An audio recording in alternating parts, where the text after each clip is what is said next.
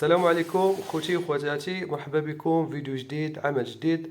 العمل السابق اللي شفتوه هو هذا البلاكار كوليس ام دي اف اللون تاع اللاطر، وقلت لكم باللي غادي نخدم ناموسيات حتى هما باللاطر باش يجيو نفس اللون.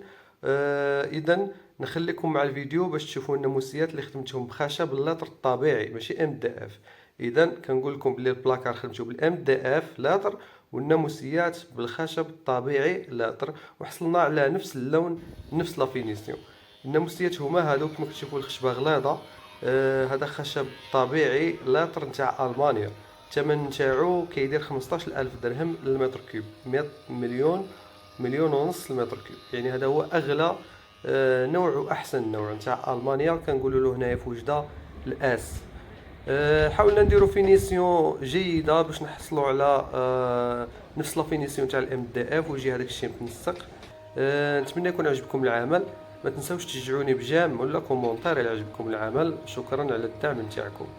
اذا هادو هما لي طابل دو نوي، حتى هما حاولنا نديرو لهم فينيسيون رائعه.